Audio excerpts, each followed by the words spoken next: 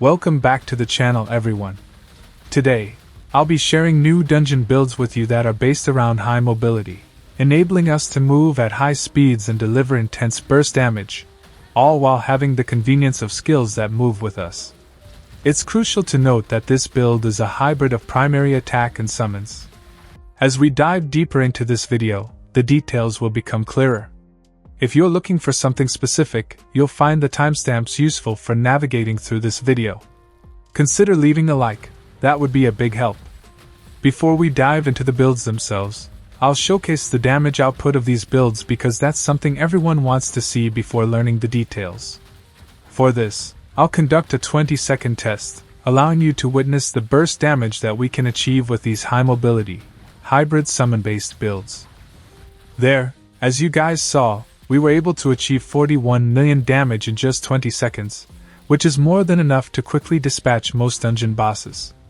This impressive damage result was attained while maintaining very high mobility and speed.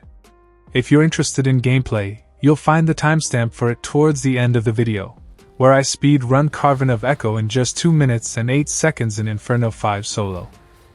I think that is a pretty impressive result, and most of you will be able to achieve the same by following this guide. Before we kick off and look into skills and essence modifiers for it, I will be making some recommendations for gems that work well for wizards and will be low spender friendly. Even free-to-play players can obtain them by simply running their weekly 21 hidden layers, selling normal gems, and also farming the daily 12 unbound gems in a party of 4 and selling those gems as well. You can also sell the familiar or pets, and make platinum to buy legendary gems from the market. It will be some grind, but most should be able to get all these gems in a couple of weeks at max. So starting with my first recommended gem, it is none other than the 5-star Blood-Soaked Jade. It can give us damage, and on top of that, it also provides 10% movement speed, which is very important in both PvE and PvP. The second recommended gem for this build will be another 5-star gem, Echoing Shade. The reason we are using this is that now we can buff our clones from the new summon-based skill, and they will deal additional lightning damage, which is very powerful. Having at least 2 extra clones as summons will be very strong with this build. The next gem is the 2-star Fervent Fawn, very simple and straightforward, giving us more damage, which is what we want. My next gem recommendation is Pain Clasp, another 2-star gem that gives us more damage when the enemies are under the effect of fire, poison, or bleed, and we are using some gems that will help us with that. Next is Mother's Lament, which gives us up to 32% critical chance at rank 10, which is very powerful. When that effect wears off, it hits enemies with spikes in front of you and makes them bleed. Next we have Viper Bite, which will help us poison all enemies around us and trigger our Pain Clasp and even the set pieces we are using in this build. It's a very powerful gem and fun to use. Next is the 1-star Berserker Eye, again giving us more flat damage, and it's very easy to get this gem to rank 10. Our last gem is Everlasting Torment. It can help us bleed enemies, keep the stacks of our set items up, and also trigger Pain Clasp. The damage from this gem is also very decent. If you don't want this, you can replace it with Seeping Bile. Now that the gems are out of the way, I will be diving into the skills and legendary essence modifiers we are using. Starting with our primary skill, we are using Magic Missile and modifying it with 2 additional essences. The first modifier is Volatile Arbiter, which helps us deal additional damage every time we hit the enemy 3 times, and it has decent area of effect damage too. On top of that, damage will be increased by 90% thanks to our Max Essence Mastery. The second modifier is Blaster Cast, giving us 2 additional missiles that do quite a lot of damage. This essence is very powerful. For our first skill, we are using Lightning Nova, and modifying it with this Sprite Spark, which not only deals pretty decent damage, but also gives us a flat 50% movement speed and allows us to move through enemies unhindered. The second modifier is basically for the primary attack.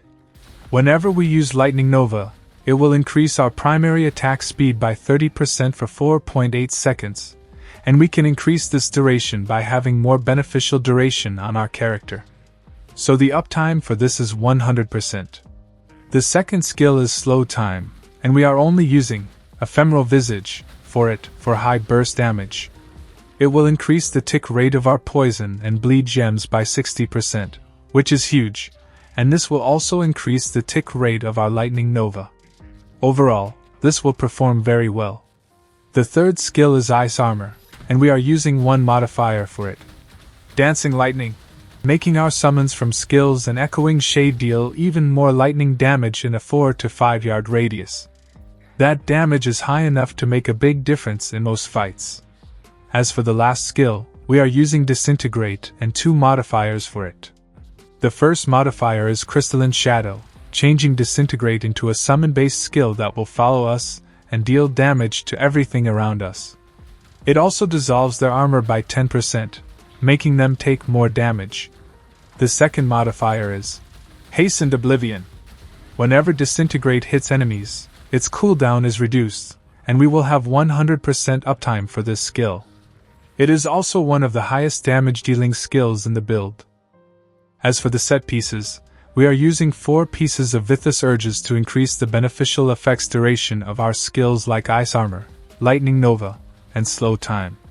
The 4-piece set bonus will also give us another 30% attack speed, stacking up with the attack speed we get after using Lightning Nova. The total attack speed will be 60% with this combo, and the uptime for it is 100% thanks to the increase in beneficial effects duration and our buff skills Ice Armor, Lightning Nova, and Slow Time. This 60% attack speed can be increased even more by having attack speed on the Reforge Bonus, going up to 70%, but we will take a look into that in a bit. Moving on to the next 4 pieces, we are using the 4-piece Banquet of Eyes.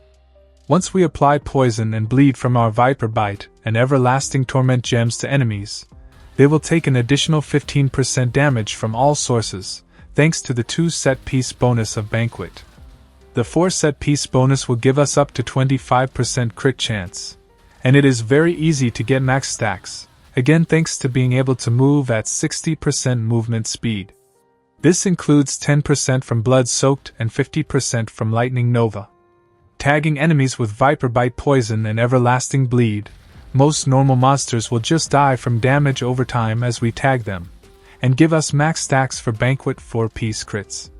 Now for the Reforge bonus, this is what I will recommend, getting duration of beneficial effect increase on all 8 pieces, followed by all skill damage, attack speed, primary attack damage, and critical hit damage, in that order. Now, to get the build online and working properly at 100% as showcased in this video, you will need these important stats, and there is a lot of grind behind it to achieve them. However, in the end, the result is worth it. When it comes to primary gear pieces, the orange legendary gear we are using, try to get Fortitude on all pieces. Fortitude gives us armor and armor penetration, which is very important to achieve those high damage numbers. Next, also try to get around 75% beneficial effect duration increase on your character. 30% can be obtained from Vithus alone, 24% from the Reforge on 8 gear pieces, and some can be found on gear pieces like pants, chests, boots, or belt. Also, try to get at least 20% crit chance on your character. You can even have up to 30% or more if you get crit chance on weapons, offhand, helm, and shoulder. Lastly, try to get some skill cooldown from magic attributes on set pieces. I believe it can be found on rings and even the hand. These are very important stats and worth grinding for.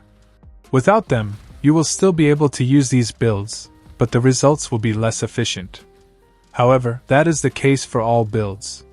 Consider subscribing for more wizard content, and leave a like if you learned something in this video. I will see you all later with something else.